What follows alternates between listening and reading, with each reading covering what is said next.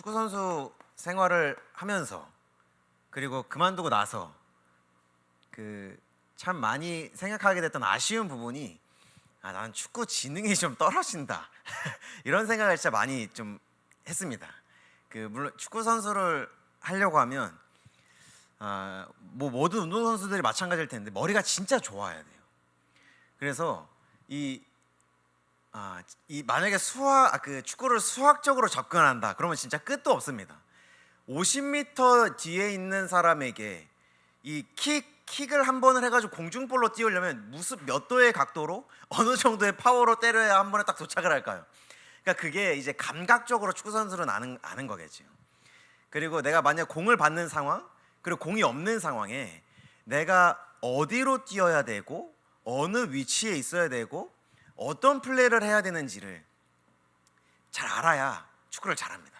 이게 축구 지능인데 제가 이게 좀 부족해요. 근데 저희들 사회에서도 일을 하다 보면 참 필요한 능력 중에 하나죠.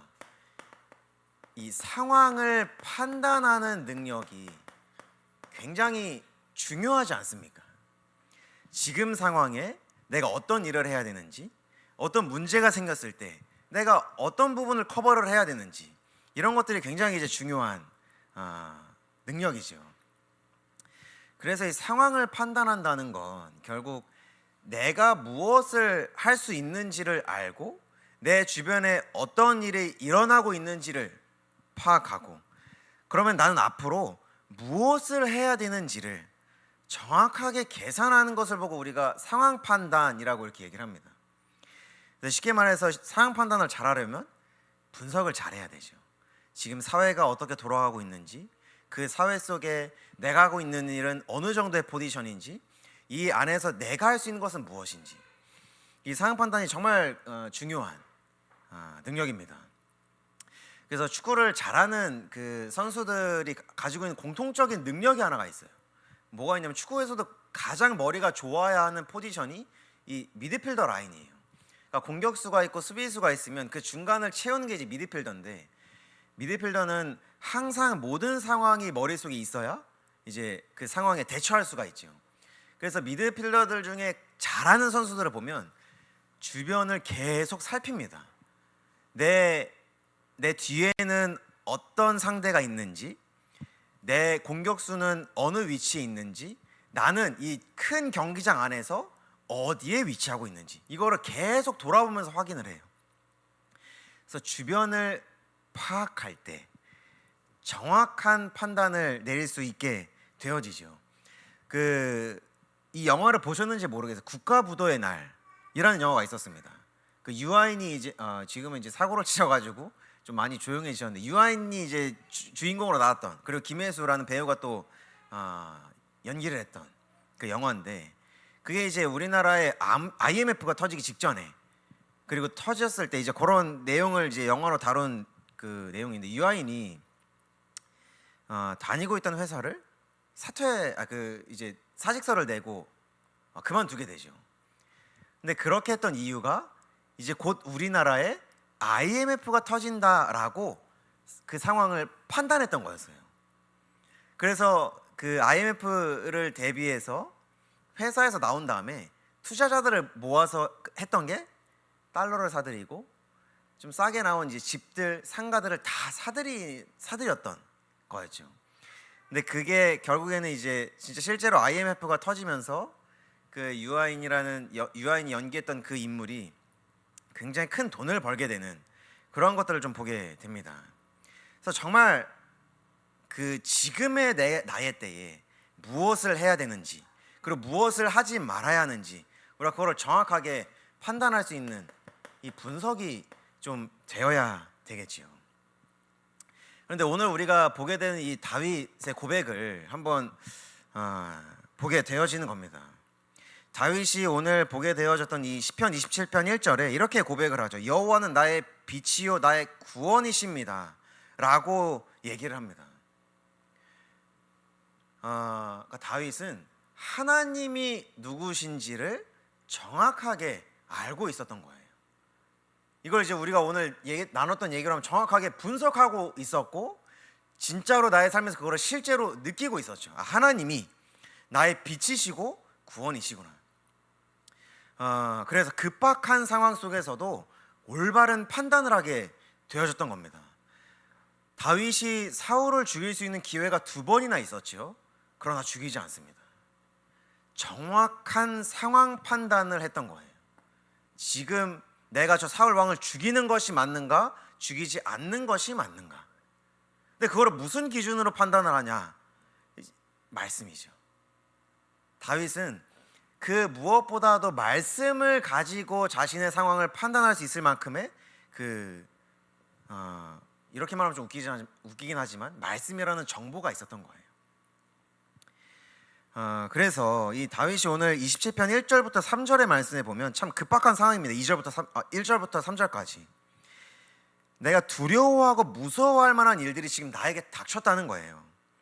악인들이 내 살을 먹으려고 내게로 왔고 또 군대가 나를 대적하여 진을 쳤다는 겁니다. 그럼에도 불구하고 다윗은 두려워하지 않았고 무서워하지 않았고 오히려 태어냈죠. 그 상황 가운데에 다윗이 바라는 한 가지 일이 있었습니다. 4절에 이렇게 고백하죠. 내가 여호와께 바라는 한 가지 일, 그것을 구합니다 라고 이렇게 고백을 합니다. 다윗이 바랬던 그 한 가지 일이 무엇이었을까요? 자신의 그 상황 가운데에 진짜로 필요하고 필수적으로 가져야 하고 원해야 하는 것이 무엇이었는지를 정확하게 알고 있었습니다. 전쟁이 나면 강력한 무기가 필요하죠. 전쟁을 할 인원이 필요합니다. 근데 다윗은 그런 것을 원하지 않았어요. 오늘 말씀에도 보면 다윗은 먼저 내 평생에 여호와의 집에 살며 하나님을 바라보는 것, 내가 이것을 원합니다 라고 지금 고백하고 있죠. 그래서 하나님이 다윗을 뭐라고 평가를 하시냐면 사도행전 13장 22절에 다윗을 왕으로 세우시고 증언하여 이르시되 내가 이새의 아들 다윗을 만나니 내 마음에 맞는 사람이라 내 뜻을 다 이루리라 하시더라 라고 이렇게 고백을 합니다. 다윗이 모든 상황을 판단하는 그 밑에는 하나님을 바라보는 것에서부터 시작이 되어졌다는 겁니다. 그래서 우리가 올 한 해의 이 방향이 그 빛을 바라보는 겁니다. 시편 121편에 눈을 들어 산을 보는 겁니다. 나의 도움이 어디서 오는가? 나의 도움은 천지를 지으신 여호와께로부터 오는 것이구나라는 것을 정말 알고 내 삶 가운데에 체험하는 것, 그게 우리 올 한 해의 방향이지요. 그래서 먼저 여호와 하나님을 바라보는 것이었습니다. 그게 다윗이 바라는 한 가지 일이었죠. 그래서 이 다윗이 하나님과 마음이 합했다라는 것이 무슨 의미일까요? 하나님과 마음이 맞았다라는 것은 다윗이 정의로웠다거나 공의로웠다거나 그런 말을 하는 것이 아니죠. 함께 하는 거였습니다. 하나님을 바라본다는 것은 내가 하나님과 함께 하겠다라고 지금 고백하고 있는 거예요. 내가 내 평생에 여호와의 집에 살면서 여호와의 아름다움을 바라보겠다. 그 집에 살겠다는 게 무슨 말입니까? 하나님과 함께 하겠다는 거예요. 함께하며 하나님을 바라보겠다는 겁니다. 그게 하나님과 마음이 합하게 만드는 다윗의 비밀이었죠. 우리가 계속해서 말씀을 보겠지만 모든 상황을 판단하는 그 능력이 하나님이 무엇을 원하시는가를 알고서 상황을 판단하는 것과 하나님이 도대체 무엇을 원하시는가 알지 못하고 상황을 판단하는 건 굉장히 다른 의미가 되어집니다. 그래서 고린도전서 1장 10절에도 이렇게 고백을 합니다. 바울이 형제들아 내가 우리 주 예수 그리스도의 이름으로 너희를 권하노니 모두가 같은 말을 하고 너희 가운데 분쟁이 없이 같은 마음과 같은 뜻으로 온전히 합하라 이렇게 얘기를 합니다. 우리가 만약에 예수 그리스도와 같은 말을 하고 지금 나와 함께하고 계시는 성령 하나님과 같은 마음과 같은 뜻이 있다면 어떨까요? 같은 말, 같은 마음, 같은 뜻이 있다면 모든 상황 가운데 그 판단하는 그 근거가 또 능력이 어떻게 되겠습니까?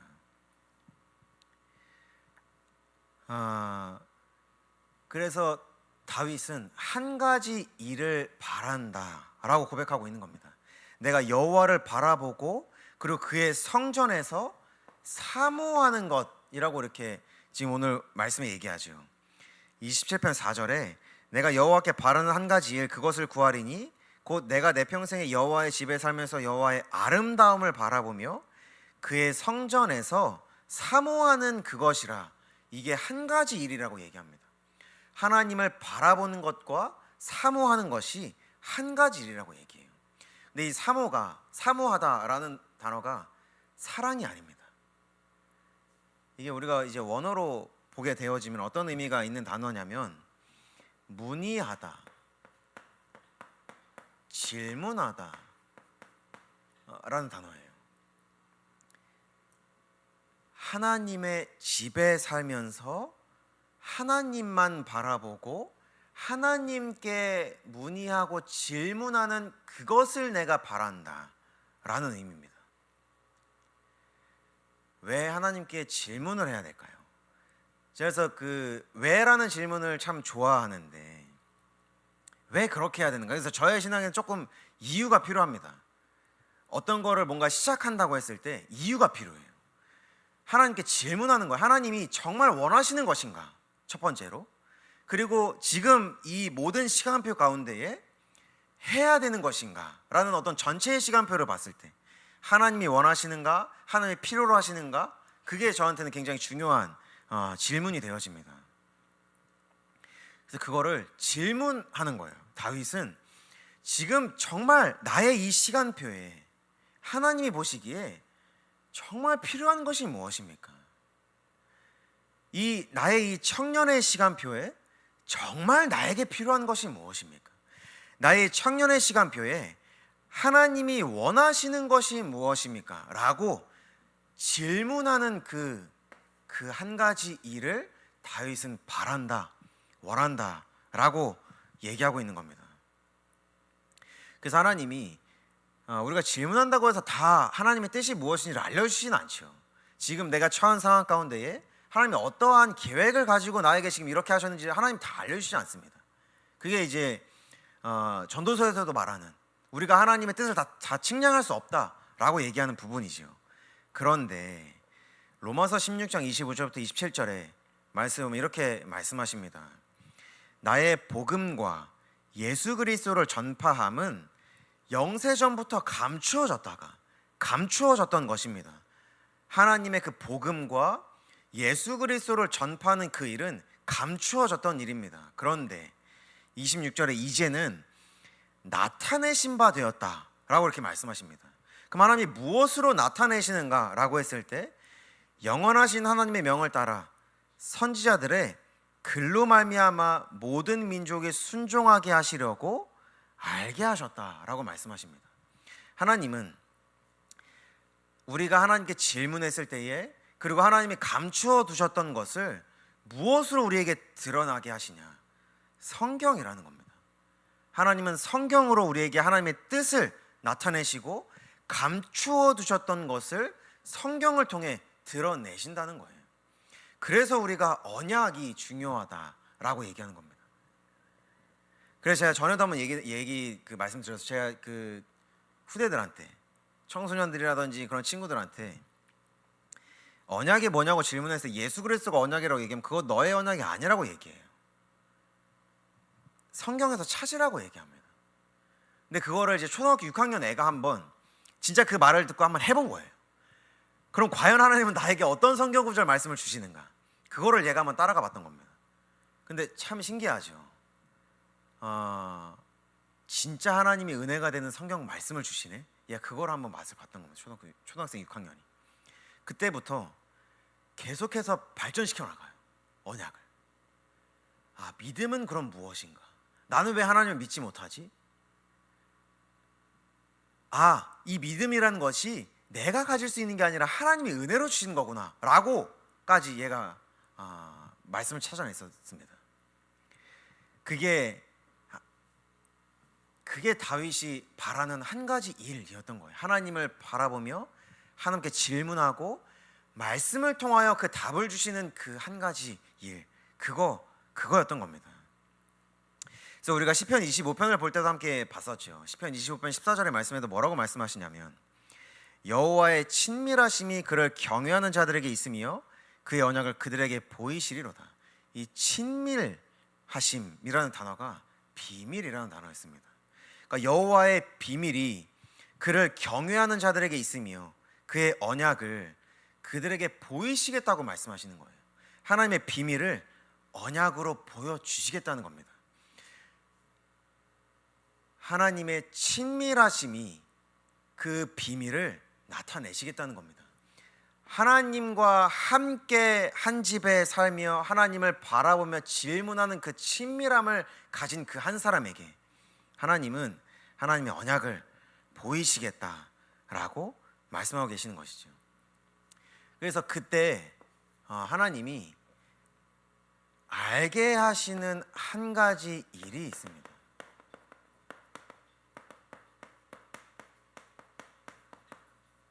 하나님을 바라보고 하나님께 질문할 때에 하나님이 알게 하시는 한 가지, 하나님의 때를 알게 하시는 것이죠. 하나님의 시간표라고도 우리가 표현할 수 있겠습니다. 하나님이 정말 원하시는 것이 무엇인가, 그것을 알게 하시는 것이죠. 시편 123편 1절부터 2절의 말씀에 보니까 하늘에 계시는 주여 내가 눈을 들어 주께 향하나이다. 하나님을 바라보겠다라고 지금 고백하고 있는 겁니다. 2절에 상전의 손을 바라보는 종들의 눈같이 여주인의 손을 바라보는 여종의 눈같이 우리의 눈이 여호와 우리 하나님을 바라보며 우리에게 은혜 베풀어 주시기를 기다리나이다. 이 당시에 이스라엘 당시에 종들은 주인의 이 신호를 손의 신호로 알아챘어요. 그러니까 주인들은 종에게 손으로 이렇게 신호를 보내는 겁니다. 뭐 물이 마시고 싶다, 포도주가 마시고 싶다, 먹을 것이 더 필요하다라는 그 신호를 보냈던 겁니다. 근데 그 신호를 알아채지 못했던 종은 그 불순종의 죄로 벌을 받게 됐다고 해요. 그러나 주인의 손을 바라보고 있던 종은 그 신호를 알아채고 주인이 원하는 것과 필요로 하는 것을 그 때에 맞게 채웠겠지요. 그게 지금 이 시편 123편의 고백인 겁니다. 내가 하나님을 바라보겠습니다. 하나님이 정말 원하시는 것이 무엇인지, 하나님이 필요로 하시는 것이 무엇인지, 그것을 위하여 바라보겠다는 거예요. 근데 바라봤을 때 은혜를 베풀어 주시기를 기다리나이다 라는 게 바라봤을 때에 알게 하시겠다는 겁니다. 하나님을 바라봤을 때에. 그래서 하나님이 오늘 이 시편 말씀을 통해서 이렇게 말씀하시는 겁니다. 그 8절에 너희는 내 얼굴을 찾으라 하실 때에 내가 마음으로 주께 말하되 여호와여 내가 주의 얼굴을 찾으리이다 하였나이다. 하나님이 찾으라고 말씀하시는지, 그렇게 말씀하시지 않았는지, 그걸 어떻게 아냐는 거예요. 그게 다윗만의 말씀 묵상의 비밀이었던 겁니다.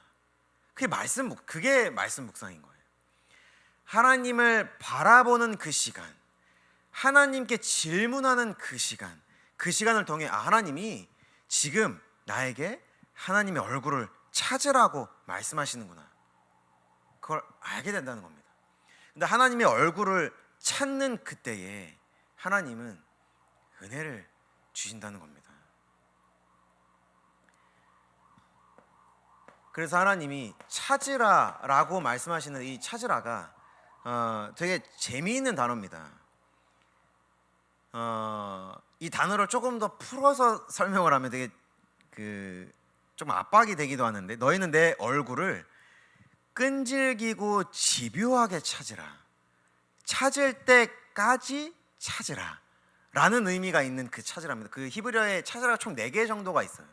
근데 그 중에 가장 강도가 높은 단어입니다. 찾을 때까지 찾으라 라고 말씀하시는 거예요. 이게 우리의 그 자세를 말씀하고 계시는 겁니다.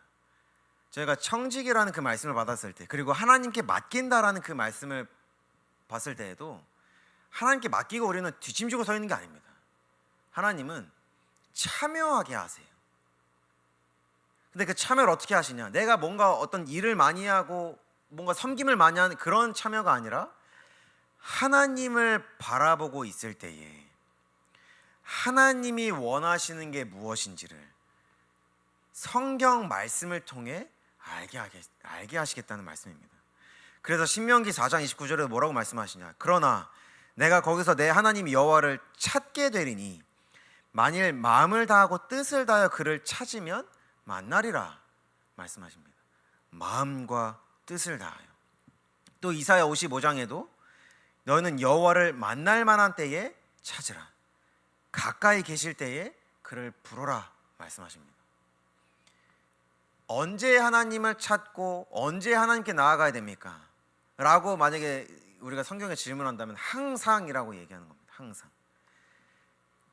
문제가 오든 기쁜 일이 있든 하나님이 응답을 하셨든 응답을 하시지 않았든 항상 하나님을 찾으라 말씀하고 계시는 겁니다.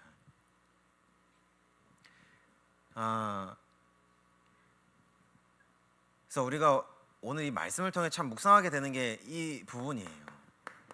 오늘 제목이기도 한데 정말 그러면 하나님이 바라는 한 가지 일이 무엇일까요? 하나님이 정말 우리에게 바라는 한 가지가 무엇일까요? 이 청년의 시간표에 딱 나의 지금의 때에 정말 하나님이 원하시는 것. 그래서 전도서에도 보면 하나님의 아름다운 때라고 얘기합니다. 하나님은 하나님의 아름다운 때에 하나님의 일을 이루시죠. 절대로 하나님은 우연히 일하시거나 어쩌다 보니 일을 이렇게 됐거나 그렇게 하시지 않습니다. 모든 것이 하나님의 그 크신 그림 안에서 이루어지고 있는데 그 가운데에 그럼 하나님이 진짜 바라는 그 한 가지 일이 무엇이냐는 겁니다. 이게 오늘 우리가 함께 그 결론에서 보게 되는 말씀이기도 합니다.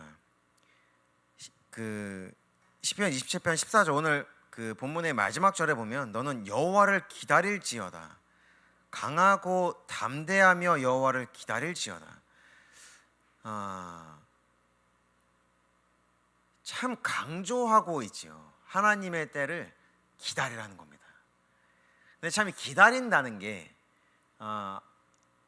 어쩔 때는 답답하기도 하고 참 어려울 때가 있어요. 내가 제가 한번 얘기를 한번 했었는데 도영이를 이제 제 아내가 임신했을 때 다운 증후군 그 위험도가 좀 높게 나왔었습니다. 그래서 그 소식을 병원에서 들었을 때 마음이 참 힘들더라고요. 근데 이제 그것 때문에 추가 검사를 해야 되는 거예요. 근데 추가 검사가 2주 뒤인가 이렇게 나와요. 그러니까 그 2주를 기다리는 게 이게 쉽지 않더라고요. 근데 참 이 2주도 기다리는 게 참 힘든데 그 상황이 급박하면 도대체 하나님이 언제 그때를 이루실지 우리가 어떻게 기다릴 수가 있냐는 겁니다. 하나님은 분명히 우리의 삶을 계획해 두시고 말씀대로 이끌어 가시고 하나님이 바라는 그 한 가지 일을 우리의 삶에 두시고 이끌어가고 계시는데 그걸 어떻게 기다릴 수 있을까요? 13절의 말씀에 보니까 그 위의 말씀입니다. 14절의 그 위의 말씀. 내가 산자들의 땅에서 여호와의 선하심을 보게 될 줄 확실히 믿었도다 라고 이렇게 고백을 합니다. 그러니까 누가 하나님을 기다릴 수 있는가? 전에도 한번 어떤 목사님의 그 표현을 빌렸었는데 100%의 믿음일 때 우리는 기다릴 수 있습니다. 그 100% 믿음이 아니면 기다릴 수가 없어요. 확실히 이 다윗이 도대체 얼마나 마음에 확신을 가지고 믿었길래 이 시편에 확실히 믿었다라고 이렇게 표현을 했을까요? 확실히 믿는 그 한 사람이 하나님을 기다릴 수 있다는 겁니다. 근데 우리가 하나님을 확실히 믿는 것은 응답을 경험했기 때문이 아니죠. 만약에 우리가 하나님의 그 주신 응답을 경험했기 때문에 믿었다면 이스라엘 백성은 그 누구보다도 확실하게 기다렸을 거예요. 근데 이스라엘 백성들은 기다리지 못했죠. 믿음은 응답이나 경험에 의한 것이 아니라는 말입니다. 참 도영이라든지 이제 뭐 그 루다라든지 주호인호 뭐 저희 교회 참 애기들이 많은데 그 애기들이 웁니다. 근데 왜 울까요? 이게 참 제가 생각했을 때 참 귀엽기도 했는데 표현할 수 있는 방법이 우는 것밖에 없어요. 그러니까 울어야, 그러니까 자기가 최선을 다해서 표현을 한 게 우는 거예요. 할 수 있는 게 그거밖에 없습니다. 아기들은 할 수 있는 게 그거 말고는 없어요. 이게 제가 무슨 말이냐면 응답이나 어떤 그 축복을 경험했기 때문에 우리가 하나님을 기다리고 바라보고 질문하는 게 아니라 우리가 할 수 있는 게 그것 말고는 없어야 된다는 얘기입니다. 하나님을 바라보는 일 말고 내 지혜로, 내 꾀로, 내 사회적인 능력으로 뭔가를 할 수 있다라는 게 없어야 된다는 얘기예요. 다윗은 하나님을 바라보는 것 말고는 할 수 있는 게 없었습니다. 그래서 바라는 한 가지 일이 하나님을 바라보고 하나님께 질문한다는 거였어요. 다윗이 능력이 없었습니까? 지혜가 없었습니까? 아니면 훌륭한 군대가 없었습니까? 다 있었습니다. 다윗은 그 돌팔매를 정말 잘했거든요. 그 어린 나이에 골리앗이라는 장군을 쓰러뜨릴 정도로, 목동으로 있을 때는 양 한 마리도 잃어버리지 않을 정도로 목동으로서 능력이 있었습니다. 그런데 다윗은 하나님 앞에 내가 할 수 있는 건 한 가지입니다 라고 지금 고백하고 있는 겁니다. 누가 하나님을 100% 믿을 수 있습니까? 그것 말곤 할 줄 모르는 사람이 100% 믿을 수 있어요.